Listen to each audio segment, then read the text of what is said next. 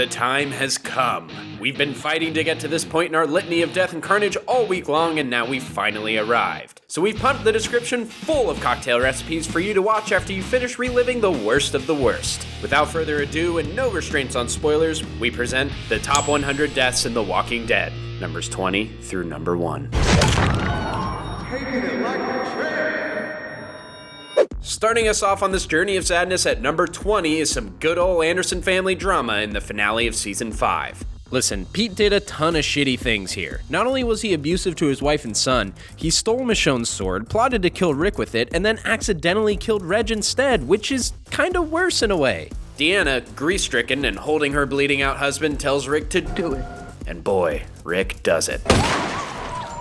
Next up at 19 is our little buddy Sam in the mid-season finale of season 6. A lot of people hate on Sam, but he's just a kid. And when he's confronted not only by all the terrible realities of death Carol drilled into his head earlier, he sees an undead little boy amongst the herd. He has a panic attack and no one can get him to move, which draws the horde on top of him like a dinner bell. Ding ding. And now we're gonna go to the exact same episode. Let's talk about number 18, Sam's brother Ron. Ron blames Rick for the death of his entire family and in his savage teenage angst, points a gun at the main man, but Michonne's not having it. Where did that bullet land again? Oh yeah, Carl's face. For number 17, let's talk about Jessie. Jessie has a bit of a breakdown while watching dead humans eating chunks off of her own son, and so is unable to let go of his hand and leave him behind. So as he is eaten by walkers, she gets bitten herself. She won't let go of Carl's hand, and in order to save his son, he takes his axe and goes Paul Bunyan on her arm in front of her other son, Ron. Our deepest sympathies, Anderson family. Number 16 comes to us from episode 8 of season 7. Now, if you're planning on ousting Rick Grimes as the leader of Alexandria, you're gonna have to do better than trying to play Negan. Almost exactly like he does in the comics, Spencer dolls himself up to try and convince Negan to make him leader of Alexandria over some nice whiskey. But when Negan asks him why he doesn't kill Rick, Spencer can't give him an answer. Thus, Negan slices his abdomen, saying, "You got no guts." We see what you did there, Negan. That was a pretty nice but disgusting pun. Number 15. In season 3, episode 15, instead of handing Michonne over to the governor, Merle finds his inner Daryl and decides to take his murder boss on. This does not go well and the governor kills him. While that's technically when he died, we decided to grant points to the much more sad moment when Daryl stumbles across the undead Merle. Daryl struggles to put Merle down, but when he does, we all felt his pain. We truly are sorry, Daryl.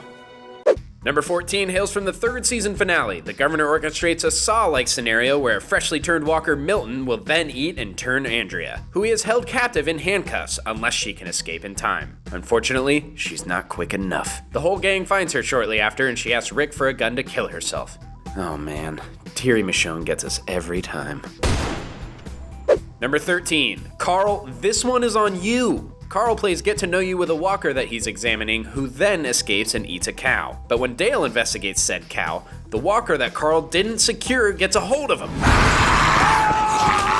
Rick tries to put him out of his misery, but is too distraught, so Daryl takes up the task. Sorry, brother. Number 12. Okay, so we all noticed how messed up Lizzie was, right? She legitimately thinks walkers are humans and kills her little sister Mika to prove it. Her poor adoptive mother, Carol, decides it's too risky to let this child roam free, so she takes her out to the meadow, telling her to just look at the flowers. This one was difficult to stomach on multiple levels, and these hard decisions eventually do add up for Carol. Number 11. Back in episode 8 of season 4, we have our main man Rick being saved by the sword one more time. The Gov got his merry men to attack the prison, again, and just when he thinks he has Rick, she doesn't feel enough mercy to put him down, so she lets him bleed out in slow agony. But then Lily comes along and shoots him in the head. Yeah, fuck that guy. At number 10, in the mid-season finale of the 2nd year, Carol's daughter Sophia had spent a long time gone. She fled from walkers on the highway and for a while found places to hide and sleep. Eventually she was bitten in the shoulder, died, and reanimated. Otis found her, took her back to Herschel's, and put her in the barn. Later, when Shane opens the barn, poor little Sophia emerges. Rick mercifully puts her down, but we still had to watch. Coming up at number 9 is season 5, episode 9. Tyrese is looking at pictures of Noah and his brothers when one of said brothers sneaks up behind him and bites his arm. Michonne cuts Tyrese's arm off to try and stop the infection from spreading, but after a long journey of hallucinations and Beth's melodic lullaby, he gives up the ghosts in the car on their way out from the estate. Number 8 takes us back to the penultimate episode of Season 2. Shane was a shitty dude. He didn't start out one, but anger, jealousy, fear, and the desire to control all drove him to become one. When Shane lures his best friend into a field to kill him, Rick figures out Shane's plan and stabs him in the chest. He sobs over his friend's dead body until Carl arrives on the scene with his gun aimed at Rick. After Rick pleads, Carl fires. Talk about a father-son bonding moment. Number 7. In the premiere of Season 7, Negan has our whole team lined up, informing them of the New World Order, and after some eeny, meeny, miny, mo, Abraham is it. Negan smashes him over the head with Lucille, and our favorite red-headed, foul-mouthed U.S. Army Sergeant superstar stays up.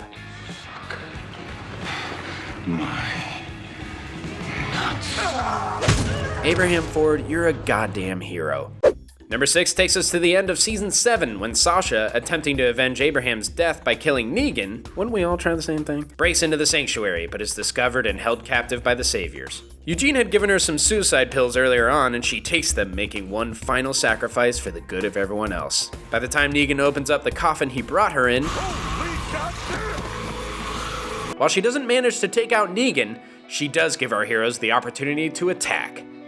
Number 5. You knew we'd come back to this one and how that all went down. Dawn demands Noah be returned after her return of Beth to Rick. She then stabs Dawn in the chest, who reflexively and accidentally shoots Beth in the head. As our group emerges from the hospital, we get a truly heartbreaking shot of Daryl carrying Beth's corpse as her sister Maggie, who had just gotten supposed confirmation that her sister wasn't dead at all, fully breaks down. Number 4. In episode 4 of Season 3, Lori goes into stress-induced labor because fucking Andrew lured a bunch of walkers into the prison to have Rick and the gang killed. Her body simply isn't ready for labor, and she tells Maggie that she has to perform an emergency C-section, which essentially means slicing open Lori's stomach and killing her. Tiny Carl then proceeds to shoot her in the head so she doesn't come back as a walker. Welcome to the world, Judith. In episode 14 of Season 5, Noah's death scene is why we officially refuse to use those rotating doors at shopping malls. Noah, Nicholas, and Glenn are attempting to escape from the store when they get caught in a set of rotating doors. Nicholas, being the fucking shit that he is, gets all selfish and causes the doors to turn so he can escape. This action then lets a group of walkers grab Noah's legs. This is particularly horrifying. In fact, there are only 2 deaths that are more fucked up to us. Number 2. In the 4th mid-season finale, the governor is amid his second attack on the prison and he captures Michonne and Herschel. Rick tries to plead with the governor, insisting that no one is too far gone, and for like a second, we totally think it's worked. Liar. And this one earns incredibly high marks on the scales of fucked upness and brutality. Number 1. You all knew it was coming. After Negan takes out Abraham in the lineup of our team, we all kind of think the horror is over, but fucking Daryl.